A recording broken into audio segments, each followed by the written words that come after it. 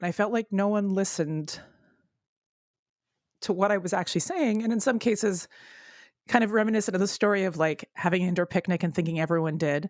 I also just thought the experiences in my head and the way that I viewed the world was exactly the same as everybody else. And the problem is that worked in a corporate environment. And so just people didn't get my creative brain and just trying to like make it through the day. I'm excited to share this week's episode with you, where I had the pleasure of chatting with Heather Taylor. She's a talented writer, director, and podcaster with a unique perspective on life. During our conversation, we talked about the challenges that she's faced with ADHD and how that's affected her career. Heather's story is a great reminder of the importance of embracing neurodiversity and how we can all learn from each other's unique experiences.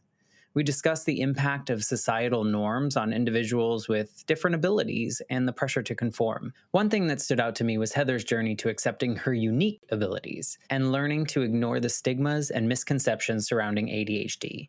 It was great to hear her insights on how to cope with internalized shame and the process of masking. Before we get into the episode, I want to thank my Patreon members for supporting this episode.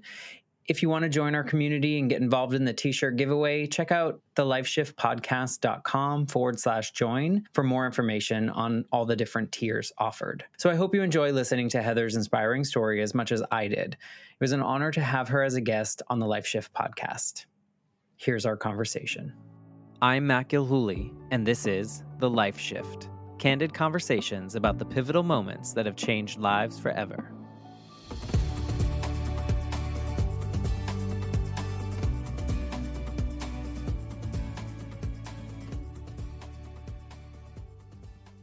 Hello, my friends. Welcome to the Life Shift podcast. I am here with Heather Taylor. Hey, Heather. Hi. Thank you so much for having me on. Well, thank you for being a part of this. And recently I posted on social media how intimidating it is to be recording with another podcaster. I don't know if you feel the same way. I feel intimidated and I'm the guest, so. It's just like such a weird process. In fact, I was on a podcast in April of 2023 and I listened back and I sounded out of breath the entire time. And I was like, was I running on a treadmill? What was happening here? So feel free to get comfortable. Yes, I'm going to just shake it out a little. Just shake it out. Yeah. And so you're a writer and you're a director and you're a podcaster. And I'm assuming you use a lot of your own personal experiences in your writing to kind of do what I think I'm trying to do with the Life Shift podcast, is to help people relate to other stories and feel less alone in those experiences and kind of build that community of humans, you know, and that we're a lot more alike than we are different. Yes. And I think too, as someone who creates things, like when I first started to realize I wanted to be a creator, it was because I told a very deeply personal story of mine in combination with another person. I did a collective creation project, and one of our tech people amazingly let me use their story, and we created a story together, and I would perform it every night. And I'd have people come up to me afterwards and say, I thought I was alone. I never knew anyone else experienced this. And to me, like, I remember crying and being like, this is why I do this. But it took me still a few more years to realize it's the story that I needed to focus on and not necessarily the telling of it. I just, as the conduit, it's just more that it's getting those words on paper and allowing people to read and experience something through theater or film or television that made them feel that they were seen in a way that they've never seen before. And I think as we see film and television continue to grow and change and see more perspectives, it makes it really exciting, because I feel like we're going to be able to reach more people and allow other people who never could experience something that someone experienced to create empathy for that as well. I agree. I think that the media is getting a little bit more multifaceted and sharing different stories and not shying away as much. You know, I have that same feeling of when you described someone coming up to you after. Was that like when one person came up to you? Did you feel like that was a win? Like the whole thing was worth it because that one person came up to you and was like, thank you for sharing this story? I think at that point in time, I didn't even think anyone else experienced it. I still was like, even in it was that slow realization that as I'd share even my own personal stories and kind of people would be surprised, like, oh, I didn't like I would talk about having indoor picnics. My mom has agoraphobia, and so she would make our life as joyful as possible. So we would have indoor picnics. I thought everyone had indoor picnics. So I was like, oh, we could, when you had indoor picnics. And someone said to me, what's that? And I realized that no one in the room that I was in telling stories had ever experienced the same thing I'd experienced. And so it just actually created for me, I just felt a little more alone and like, do I share these stories? And then when someone came up to me and talked, because I told a story about being a kid who was overweight and having, you know, people in my life take limit my food because, to for me to become something I wasn't, like, I wasn't the ideal. So therefore you must be changed. And so by telling that story and having people come up to me and say, I've experienced that, then I'm like, oh, maybe there are more likenesses than differences. And so I think to me, that was the first time that I really realized in that whole experience that my experiences are very different than other people's, but also there are people in the world who have experienced the same thing I have as well. Yeah, I never thought of that in the sense of like, do I jump into sharing this even though every time I share it so far, no one can relate to? I think there's a piece of that there are probably threads within those stories that, although not the same experience, kind of like what you're going to share today, is that there are threads in that, in the way we feel, the way we react, the way someone else reacts to us that we can relate to. And so maybe not having an indoor picnic, but maybe understanding the situation and relating to it. And so, I just thank you for what you're about to share, even though I really don't know, because as most of my listeners understand, I really only ask a simple short question. And I do that because I want the story to be shared with me for the first time so that we can have an actual conversation about it. And I don't have pre planned questions for you. So I'm excited about this. And I think it would be wonderful if you could kind of tell us a little bit about yourself, but also after you do that, paint the picture of what your life was like leading up to this pivotal moment that we're going to discuss today. I am a writer and director, as you said, and I, work across different mediums, but that wasn't always the case. I had to work day jobs, A, to survive, and B, because I kept immigrating to different countries. Because when I had an opportunity to say yes, I'd always say yes. It's not always the right timing, but I would still do it, which will come into play, I think, why that happened a lot in a moment. But I had immigrated to England and gotten my citizenship, and then I had the opportunity to immigrate to America. So in America, I thought I'm going to be able to easily get a green card. It's going to be really quick. It's not a quick process. Immigration takes a long time. It took me 6 years. And as I did that, I was trying to be a writer and a filmmaker on the side. And then in the days, I was working really taxing jobs.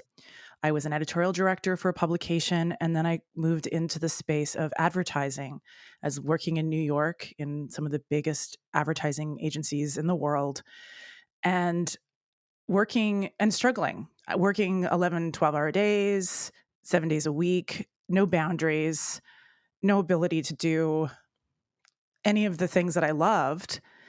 And I got to the point where I thought maybe I just am not good at it. And maybe that I'm just good at this thing that's making me extremely unhappy. And the whole time I was like, I was struggling, and I got to a point where I was traveling and I'm like, I have to talk to someone. I have to talk to a therapist. But whenever I talked to them and I would give my perspective, I always felt like they didn't get what I was explaining or what I was trying to talk about. I'm a teary person, so I'm going to tear up on this stuff. So I would try to explain my perspective. Like, sometimes the world is too loud, or sometimes things get overwhelming, and they're like, "Oh, you just have anxiety." like, I don't have anxiety. I'm not anxious. I'm not an anxious person. I'm like, I don't have anxiety. I know what anxiety is. I know how it presents because my mom has panic disorder and like agoraphobia. My sister has anxiety. Like I have other family members with anxiety. I know what anxiety is and I don't have it. But I always felt that I was put into a very specific box for my whole life. Anytime that I had trouble and I would go to see a therapist, they would say, "This is how your family is, so that's how you are." And I felt like no one listened to what I was actually saying. And in some cases, kind of reminiscent of the story of like having an indoor picnic and thinking everyone did. I also just thought the experiences in my head and the way that I viewed the world was exactly the same as everybody else. And the problem is that I worked in a corporate environment. And so just people didn't get my creative brain and just trying to like make it through the day. And I remember so many times in this kind of corporate world and I would switch jobs. Like I would be so terribly bored and I would try my best and I would be struggling. And I'm like, well, if I just switch jobs, things will get better.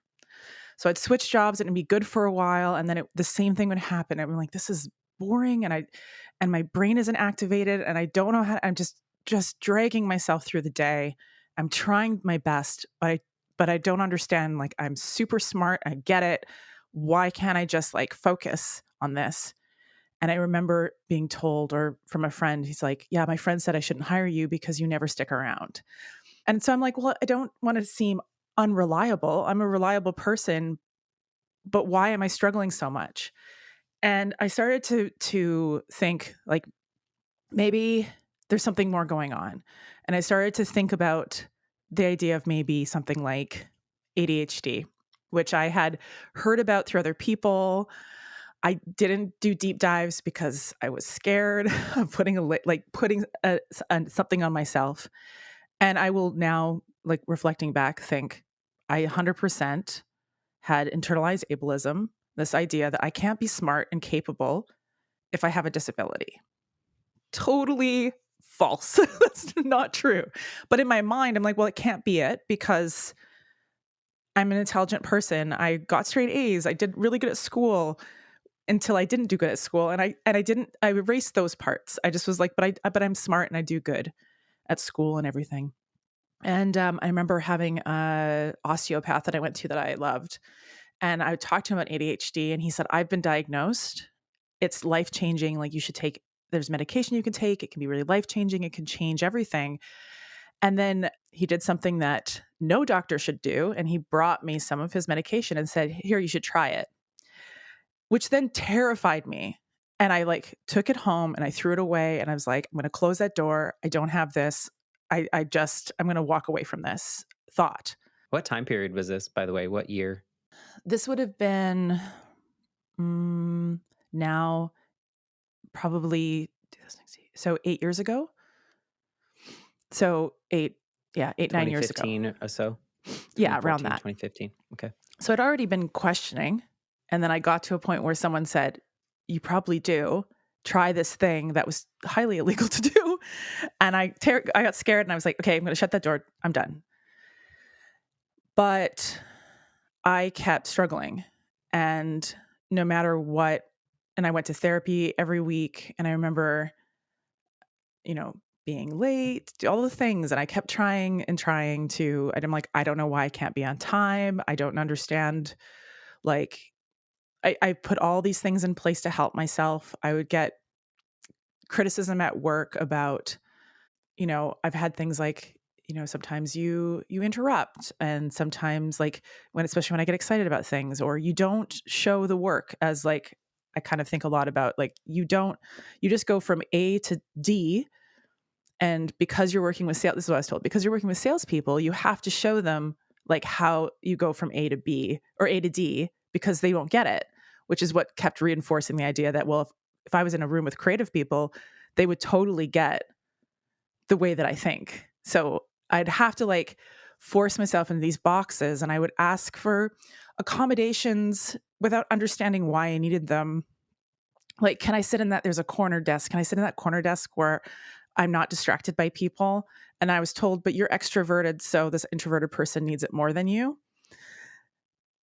And it was for me, it was like, yeah, but people come to my desk and they bother me and it's too loud and too much. And I need to be in a corner. And I remember the light going out above me and being like so excited because bright lights really irritate me and I don't work as well. So, or I'd go when I had to really concentrate, I'd go into one of the offices, like not offices, conference rooms that had dimmable lights, and I would dim the lights as low as I could. And I'd listen to like chill music and I'd work in the semi dark.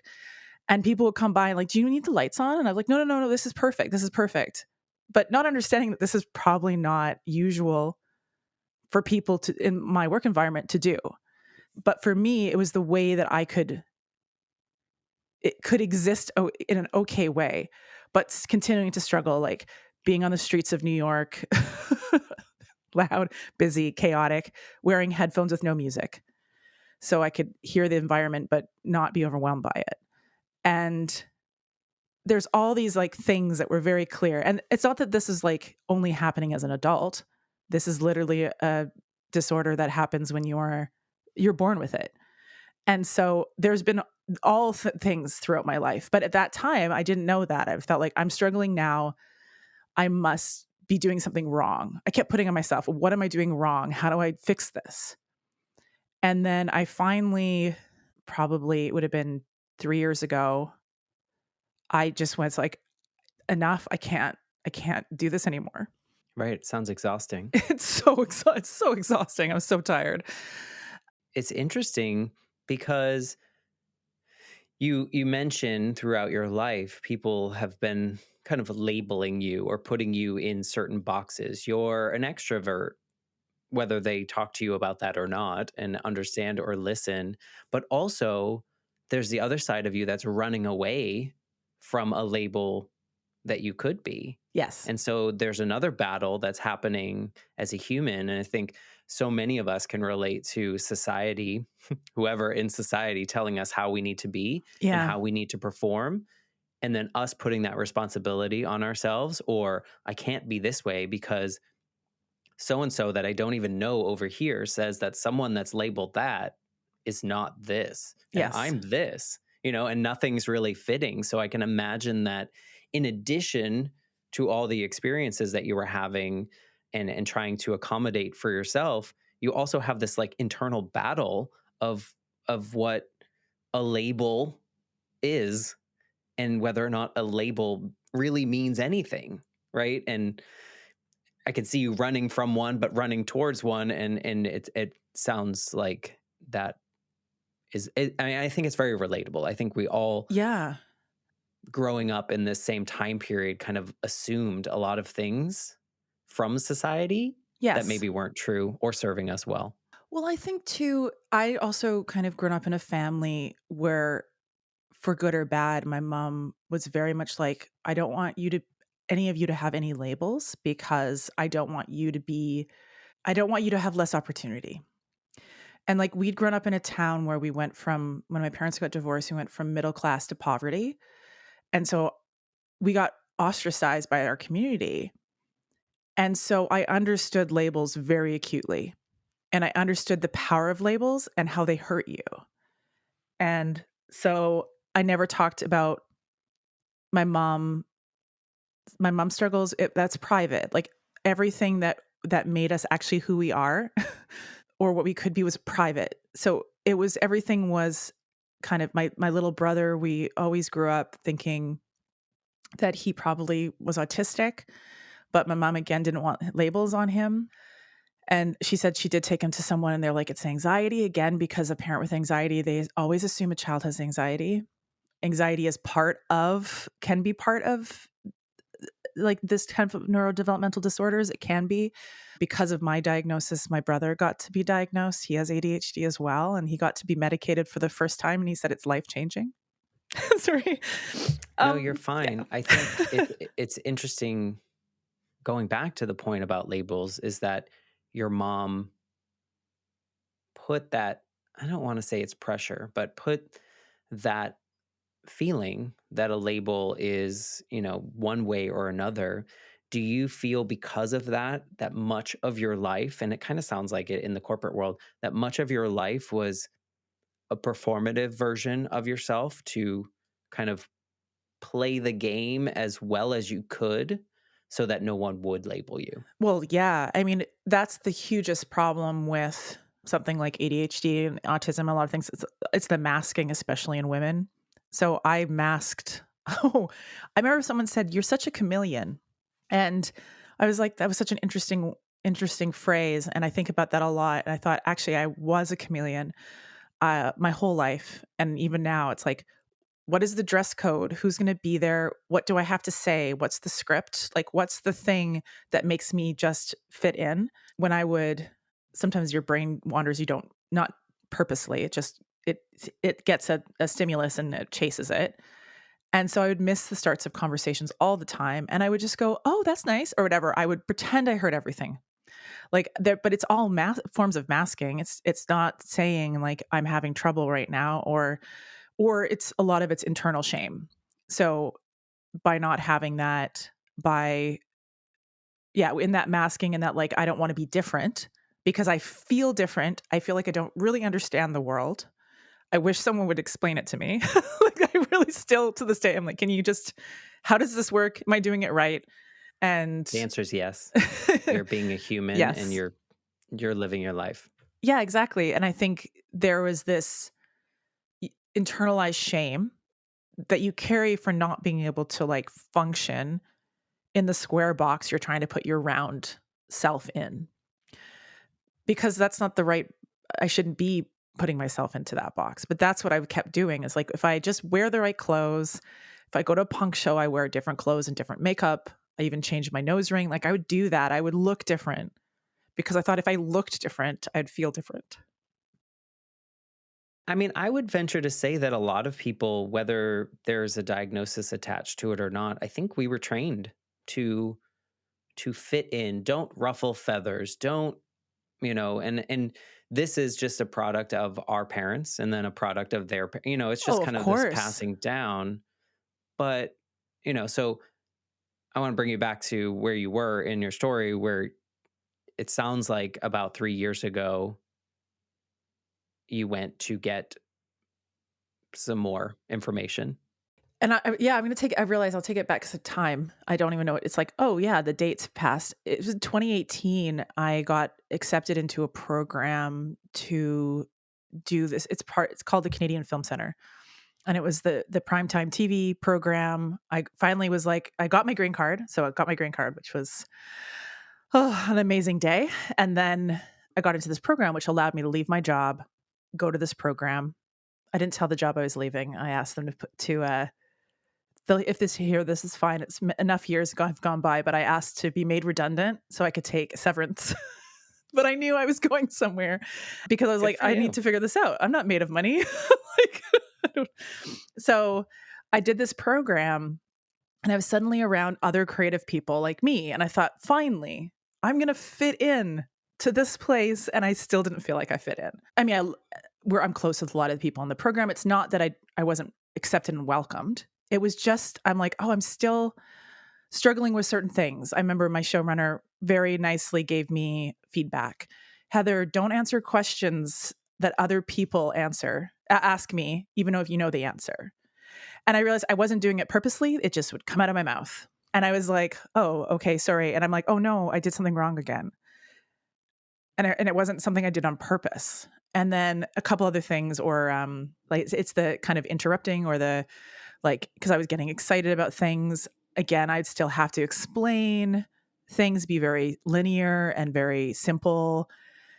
Even when I started working in like other rooms, realizing that, oh, you don't, if I tell you like that this change makes all of these changes, you won't understand it because you don't see the giant web of information that I'm seeing in my brain right now.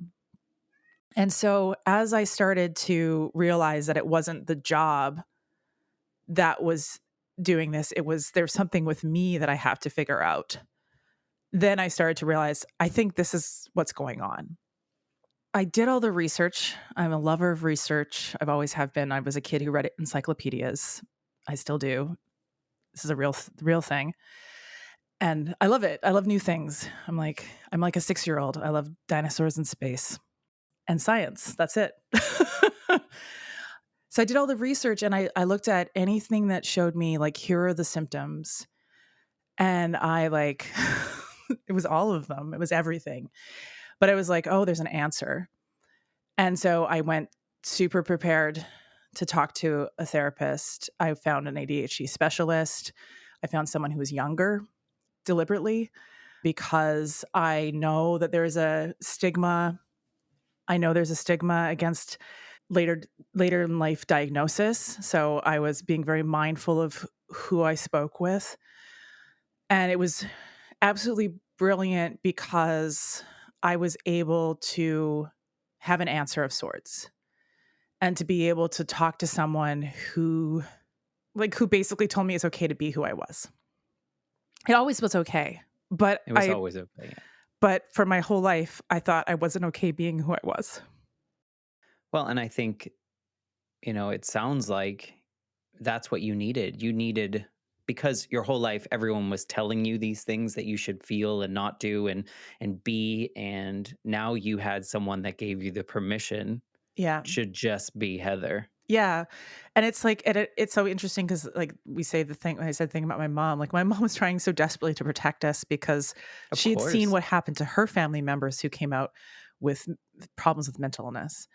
And so she's like protecting us, but in protecting us, I then just hid myself.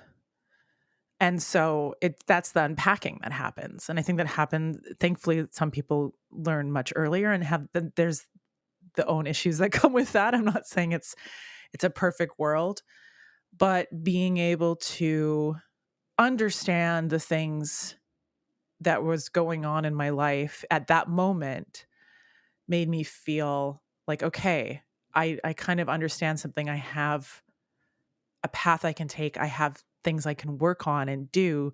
Like I can, you, you can't fix it. It's like, it just is, you just are, right? But at least I You don't know need to fix it. exactly. But there's always idea, how do I, because I was always like my whole life, how do I fix this? How do I fix this? How do I feel better? How do I fix this? And it really is like, no, how do I exist? And how do I create better environments for me to be in? I don't have to change me. To be your best self. Exactly. Yeah. Did when your therapist agreed or said yes, was did that even though you were leading yourself up to that and you were, feeling that this was probably the way, were those words impactful for you? Did it give you any kind of sense of relief of any sort? I think it's interesting. I think because I came in thinking I'm going to have to fight to get the To answer get that an agreement. to get agreement because I knew in my heart and I had known for years and I just didn't want to admit it. But now I really like looked into it. I'm like, I 100% this is me. 100% this explains everything that everyone dismissed. This is it. These things that people were calling failings in myself that felt like moral failings, that felt like I was told someone broke up with me once and said, you're too intense, you're too much. I'm like, all those things were all related to how my brain works. But I had someone who said, you sound like all of the things you're saying makes it sound like you have ADHD. We are going to do some tests, but that's what I feel like. But I will not give a definitive answer until we do these tests. And you said, oh, go away and like answer some of these questions that I want you to answer. And so the official diagnosis that I got was CPTSD and ADHD. C is what I have or what I carry with me, I'll say. And so they interact with each other in very specific ways, but mostly like I was doing the tests and I had my husband answer the quiz as well. You do a rating scale. He answered exactly the same as I did. Even in one case, he's like, I'm sorry, it's a 6. And I'm like, I know it's a 6. It's like totally fine because it's like a scale out of 6. And he's like, it's a 6. I said, yes, it's totally a 6. ADHD-C is a combination. So it means I have hyperactivity, impulsivity, and inattentiveness. So I have all the flavors you can get with ADHD all packed in one person. So that's fine. I And think that's okay. that's okay. I think the thing that presents the most will be the hyperactivity and the impulsivity is what people will notice the most. The medication, I take medication now, which has also been amazing because of my anxiety in my family. I was very scared to take a stimulant, so I take a non-stimulant medication. And it helps a lot. And it's not doesn't doesn't erase things. What it does is creates it's like it takes the world down a notch. And it allows me to think for a second more. So like the medication I take actually really is helpful for impulsivity specifically, which is great because that's the interrupting but I have a thought in my head and I have to tell you before it goes. It's the like just making impulsive choices. A lot of it can, range, but it's that thing of like, I'll just do that, which is probably also contributes to why I moved to many cities and many countries and did many, like, there's that thing of like, I'm just going to go and change. If this isn't working, I'm going to go, which actually has been amazing, has led me down an amazing road. I can relate to the idea of as much as we didn't need someone to tell us something because we knew deep down, we still needed it. We needed like that outside validation that what we were thinking was okay. And I mean, for you, it makes sense because so much of your outside reaction from people were against kind of like what you felt was okay or what you were trying to do or how you were trying to accommodate for the things that you were experiencing. I said that I could before we started recording that your story of getting this answer or confirmation from a therapist can be so relatable, even if someone is not facing what you faced. In my own experience, listeners know my mom died when I was 8, and that's the reason the life shift exists. But in that moment, my life had changed, and for decades after that, I didn't know how to grieve. No one had the tools. So, That's in right. like similar to your case, I go to someone just wants to fix it, right? They just want to, oh, just be happy. Life will be fine. And I'm like, well, I haven't unpacked all this stuff. And by the time I got in my 30s and I found the right therapist, which I'm sure you can agree with, you had some pretty dismissive, if we can call them that, Hmm. therapists. And I had one that was just like, after spilling my entire life to her, she was like, you realize that every decision that you've made up until this point was made with your 8-year-old mind of fear and protection, and so you're telling your story and you get this confirmation even though you were leading up to it. I can imagine how much after that moment you went back and you're like, oh, when I did this totally makes sense. Like all Yes. these things started to unravel. Did you have that experience like that? That Was it a is, good yeah. experience? Oh, well, talking about grieving, it was grieving. So that was to me the biggest shift. So getting the diagnosis was like, yes, okay, I have an answer.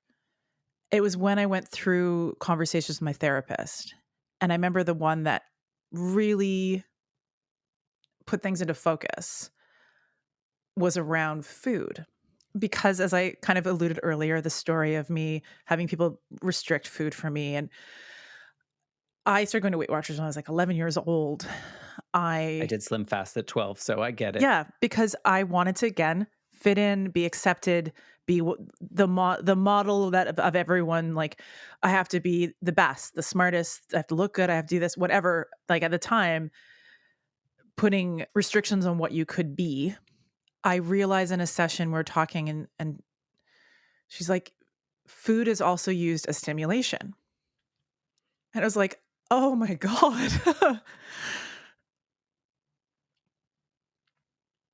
Like that little kid was just trying to help her brain. Like that's it. And people were taking that from you. And like judging me for it. No, there's better ways. There's other ways. Not better, other ways. Snacking can be fine too, but it's also access to food. We were very poor. We didn't have a lot of stuff. So it becomes what's cheap. And so I wasn't always like my mom fed us very well. She did the best she could, and she tried to make sure that we had as normal in quotes the life as possible. But I would I remember her saying, "I'd get nice snacks and I couldn't keep them in the house." I'm like, "Well, maybe we're just hungry." But really it was like, well, I was using it as a stimulation, way to stimulate myself. And then when I went to Weight Watchers, I started to like do more exercise and things like that. And actually exercise is amazing for the brain and for dopamine. And so things like that I know are so helpful. But at the time I was struggling and just trying to find whatever I could to help myself. and I didn't understand. And to me, that was the shift of going back through my life and understanding, like, the guy who broke up with me because I was too intense, or the moments that I had like difficulty at a job, or being a kid. And I remember like I'd bite my nails, again, stimulation. And when I would like, and just my whole life, if you don't bite your nails, you'll get a fancy ring. If you don't bite your nails, blah, blah, blah, like all this stuff. And I would try so hard. And then I would do it because I'd focus and I'd get it done. And as soon as like I got praise, I would just start doing it again because I needed that for stimulation at that time. Did that unpacking, did you find yourself giving yourself grace in those moments after that little bit of grief, or were you upset, or what was your emotion to that after you kind of started to process these little pieces in your life? Because I can see that it still affects you thinking about Of it, course. but I'm wondering if you're in a space in which that was, Mm, that was out of your control. That was just you trying to find something, and there's no blame to be had there. yeah. I still I think that the first thing was there was a lot of grief because so much of my life and so many parts of me that I thought were bad were related to this very specific disorder, this very specific way that my brain was formed. And it's not something that, as much as you're like, "Oh, I can embrace this. I know who I am now." It was more like I had to grieve. I was mad. I was really angry. Who were you mad at, or what was it? The circumstance? Where is it? People? Was it yourself? I'd spent so many years being mad at myself, so I think it was That's always the shame that people introduced to you early on. so I was just kind of, I think it was like a general anger. Like no one did anything wrong. It's just that they didn't pay attention. And it happened, that's why it happens a lot with women, because, or certain people, not just women, but often with women, because that idea of like, well, you're just, the idea of like, and I'm also from the Midwest, so like the Midwest of Canada, we don't talk about anything, so like this is also part of it culturally. Welcome to my Yeah, I podcast. know. It's like keep it in, keep to yourself. That idea of presenting like that everything is perfect, that you are fine.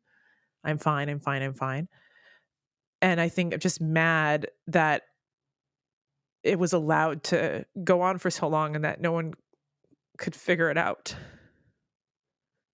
And I think that's why we have to be our best. We are our best advocates.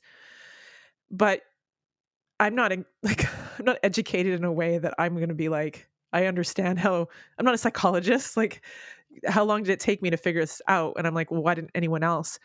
And I think there's part of it in the hiding is that you don't again know what is different, that you're experiencing something different than other people. That thing of like I didn't know my childhood was different than other people's because I just thought everyone had the same childhood. So how would I even tell people like, well, time disappears from me, or I can hyper focus for 10 hours and I don't have any idea about, like, I don't understand hunger cues. I don't understand, like, there's all these things. Why would I ever tell a therapist that? Like, why would I tell a therapist all these things that actually were related to my ADHD? Because I thought that's just my life, or I'm just a bad person because I can't pay attention enough to my friends when they're talking, or if I'm at a party, I listen to 3 conversations at once because I'm a jerk. I literally thought I'm a jerk because I can't focus on someone. Yeah, I mean, I wonder, not to diminish any of those feelings that you have, but I wonder if 80s, 90s, even 2000s, if there were enough people equipped to listen Yeah. properly, right? I often think of my own experience going through the loss of a parent in the late 80s, early 90s. I don't know that people were, they just thought kids would bounce back easily, right? Yes. Like kids don't have all these wide emotions. Yeah. Meanwhile, I'm living my life out of fear that someone else is going to abandon me, because in my tiny little brain, my mom abandoned me. It wasn't her fault, but Yeah. at the same time, but I also look back and I'm like, I don't know if anyone would have been able to help me. Is there something, do you know, now that you know that you're a deep dive researcher, do you know that if people were like, if Yes. ADHD was something that was widely researched and stuff in the time period when you were a child and going through all of this? I'd say that it's not. Yes, I agree with you. I think that it just wasn't something that would have been caught. It would have been very difficult to catch because I did really well. They call it twice exceptional. So ADHD and I was extremely intelligent. So I would get straight A's like in high school. She's fine. I'm fine. Yeah, she's fine. She's I, doing great. I graduated with an IB diploma with honors with distinction. That's all that people cared about in those time periods, by the No way. one would have thought that I volunteered and I was in like a million bands. I was doing a million things. I had 2 jobs. Like no one thought this person You is had all the struggling. gold stars. I had all the gold stars. And I think that society really just was looking at that. That was the determination of who was okay and who was not, is like, were you successful? And like, here you are, successful, doing all the things, but internally you're like, I can't I can't function in this world. When I went to college with the first year and I decided, in my infinite wisdom, I'll take an 8 a.m. sociology class. Like who should ever do that? Not no. And then Not in college. have a break until 2 p.m. when I had a drama class. I'm like, so I never went to 8 a.m. sociology, even though I was immensely interested in it.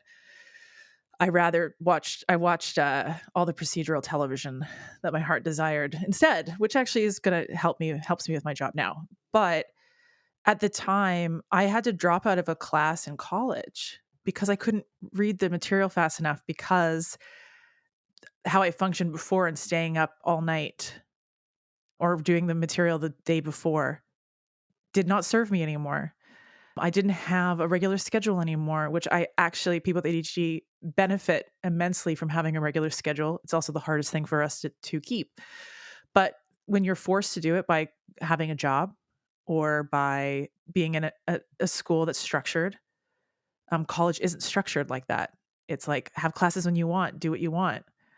And to go from structure to no structure was very difficult. But I never went to someone and said, "Hey, I'm having lots of challenges." Instead, I hid it.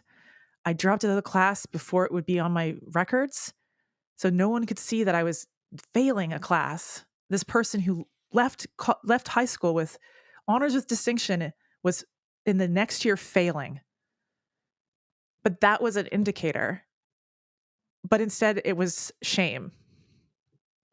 And so, Well, and you were taught to cover it yes. your whole life. Yes, And that exactly. was the way that you succeed. I can understand that. Yeah. I could see a lot of I kids think doing that. I think a lot of people like, well, if I drop out, then I didn't fail. Yeah. Right. Well, And like, exactly. nobody will know. Yeah. I just didn't have time for it. I just, and we come up with these excuses so that whatever we were conditioned to think was successful or living the best life, that's what we did. I hope I didn't offend you by saying that I think the time period has a lot to do with your experience, my experience, and just the capabilities. I'm Yes. so hopeful. We started out this conversation about how, like media is changing, Yes. and more perspectives are being shared.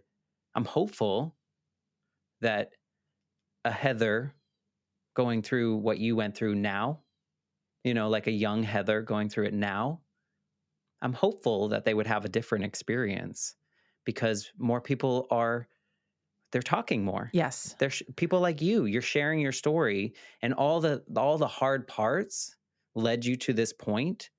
And who knows, someone could hear this and go, oh, maybe that's me, and get the help that might be available now that wasn't quite available to you at the time. The one thing I really wish would change in general is that most of the studies we have for a lot of things are based on a very specific subset of people, specifically white males. That doesn't Sorry. work. No, it's not your fault. You didn't do it, but like, I take the blame. I'll take the shame. don't take the blame or shame. But most of the studies, let's say, like I just had a conversation with a wonderful woman yesterday for our podcast, Brains, for a woman about she's autistic and said Asperger's, who we don't really refer to any part of autism as being related to Asperger's because he was not a, let's say he wasn't a great person. He didn't hang around with great people in, we'll say, in a very certain time period in Germany. Anyway, so he, we don't, but he only did his study on essentially, I think, a prep school with white males to talk about autism. So there's a very different presentation. There's also societal expectations of different groups of people. It's also a very Western approach. Different cultures have different ways of being. So this whole idea of like autism and not making eye contact, in some cultures you don't make eye contact, so that's not an indicator. And so there's just, we just need to have that, because I think even now today, like my sister went to go, one of my sisters went to go get diagnosed with ADHD, and they dismissed her and said that if you had it, you would have known, you would have been diagnosed by now. But it's not true, because again, masking access to healthcare, think about, we were in a lower socioeconomic background. So living and growing up in poverty, you don't necessarily go to the doctor that much. You go to the doctor when you're sick. You don't go for like regular care or, and really sick. yeah, really sick. And it wasn't, that's not a hit on anyone. It's just, that's the reality, right? And you're definitely not, if we're being conditioned to be like, we're going to just be the norm, you're not going to necessarily get that help. And my sister's different from me. She would have a different flavor of ADHD. She's the most introverted person that I know, but definitely still falls within the spectrum of like inattentiveness. So I think as we try to get, as more research can be done, what I am hopeful for is that we start to look at different sets of people so that our research can be more complete, and that we are going to be able to help people and educate the people that they see in a way that helps them be seen. Will a doctor in northern Saskatchewan, where I grew up, know about ADHD in the way that someone else might know? Maybe not, because maybe they haven't seen that presentation at all. So there is going to be differences. And what I'm hopeful for too is the more access to information there is online, the more that people are sharing their stories, the more that people will be able to hopefully find themselves and feel less alone. What has changed in your life since you got that confirmation and agreement? Like what's changed in the way that you run your life and the way that you do things? So, as a classic overachiever, I would often push my brain to the brink. And now I understand that it needs space, and it's okay to take space and time. That my therapist continues to say, I want you to have space in your day that's not related to anything to do with work. Because of my hyperactivity, it likes to always be doing something. But it's okay to take rest and to be mindful of what your body needs. I have something called a time timer. For those who can see, it basically is a visualization of time. And so it helps when you have something. I have basically time blindness. I can't understand the passing of time. And so it helps you kind of understand time, and it helps you take breaks. And so just trying to be mindful that, yes, I can push myself, but is that optimal? And again, creating better environments and continuing to learn. I think it's overwhelming when you first get a diagnosis, but as you continue to move through the world, to continue to like enlighten and educate yourself, because you are the best advocate, you are the only person that can set your life as you want it. I think also just becoming more open about what ADHD is, and that it is a disability. It affects every aspect of my life. And even though it may not seem debilitating, I'm doing like a lot of heavy lifting that you don't get to see. And it took me a while to realize that. And I remember asking my therapist, am I allowed to say that I'm disabled? And she said, yes, you've been part of the party your whole life. You just didn't realize it. So I was like, oh, okay. And I still sometimes I'm like, I don't know when to disclose. I worry about what people will think, but trying to, as one gentleman I was part of, is something called Respectability. It's a lab for entertainment professionals with disabilities. And one thing that he said this one gentleman said in our group, he's like, I always say right away, I'm a disabled creator, because then I know exactly who I want to work with. And I was like, oh yeah.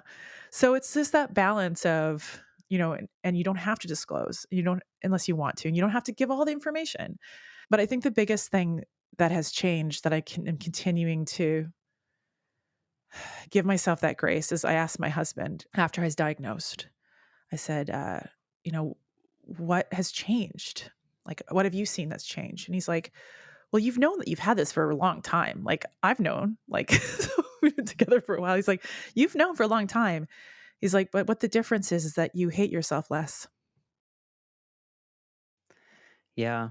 I was going to ask if you feel, do you feel more comfortable being you in your skin, or are you getting there? I'm getting there. I don't think it's like something that can change overnight for sure.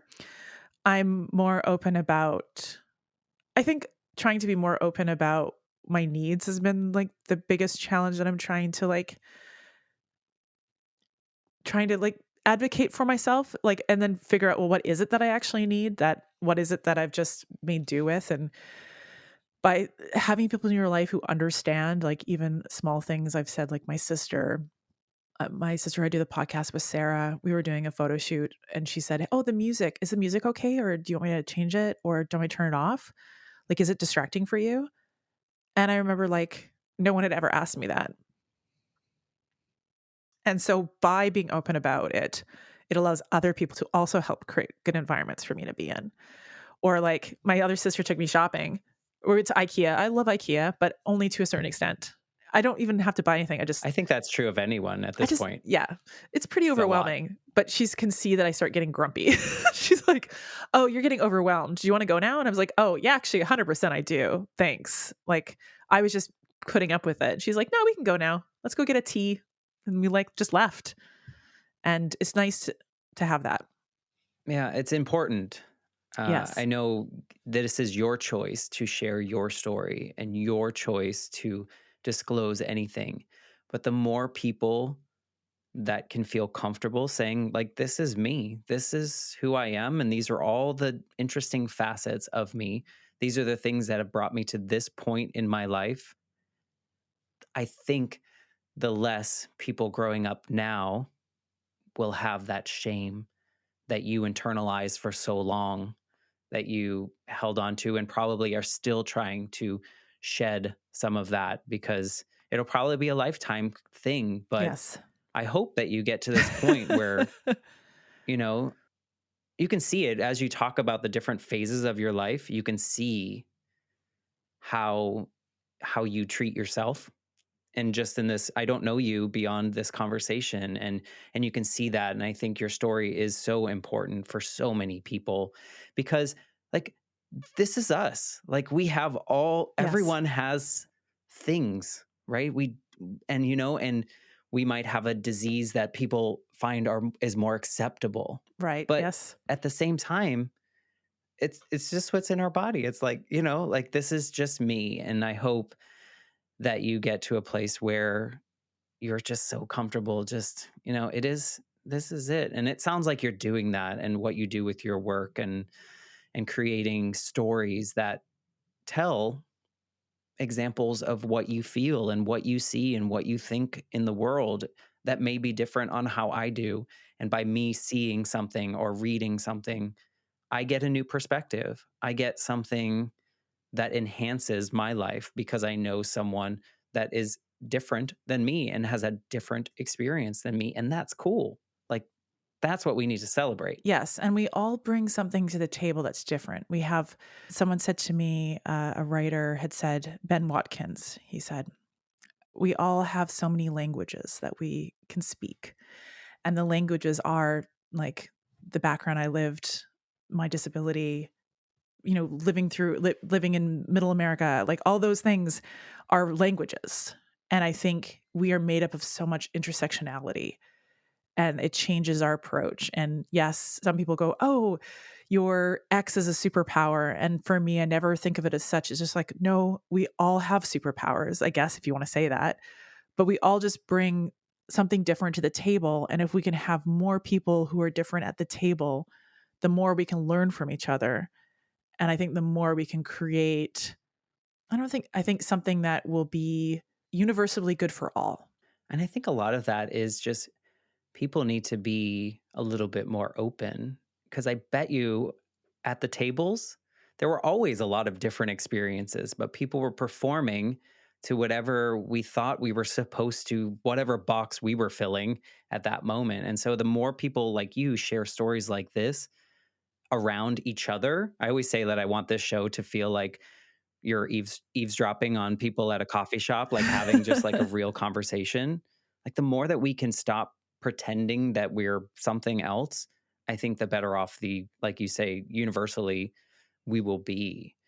I like to kind of end these conversations with a question. And I'm wondering if you, Heather, now knowing what you know about your life and how you've lived it, is there anything that you could or anything you would want to say to the little version of Heather that, may be reaching for a snack or something for that stimulus or, like something where that shame has been introduced to you? Is there anything that you could say to her or do with her? I think it's like it's okay to be who you are. Like, there's no shame in existing exactly how you are. Honestly, I think if a lot of us as kids that have been introduced to this shame were just given permission Yeah. to be, Yeah. I think things would be a little different, and so I so appreciate you coming on this and sharing this deeply personal experience. I know we went back and forth on some of the different moments in your life, but honestly, there are going to be so many people that can relate to this feeling of once you understand or once you have this outward confirmation of something that you've been thinking about your whole life, what you can do with it and what you can move forward with and hopefully release that shame. So thank you for just taking the time to talk to me today. No, you're welcome. And I'd say I just encourage everyone to be curious. And if you think that there is something that's different or that there's something that feels like it's holding you back in some capacity, just lean into it and you'll find your way through. I agree. I couldn't have said it better. I would love for people to connect with you. So what's the best way to be a part of your world?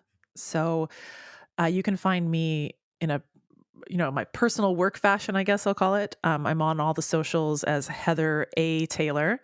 I also do a podcast with my sister called Brains. It's about the different facets of our brains and how film and television portray them.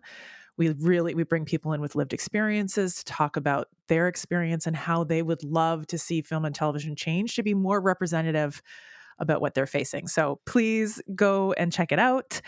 We'd love anyone to please follow us, subscribe, all those lovely things, but also and let us know what you want to hear about because we just continually want to talk about the things that we all are facing in some capacity and make the world a little bit better with it, I hope. I think you're doing that. And we'll share the links to all of that in the show notes so people can connect with you. I highly encourage that. And, thanks again for being a part of this. Like Heather said, if you enjoy The Life Shift or you enjoy Brains, please take a second, give us a little rating, give us a little review, be nice about it, helpful, those kind of things. But thank you for taking a listen to the Life Shift podcast. And we'll be back next week with a brand new episode.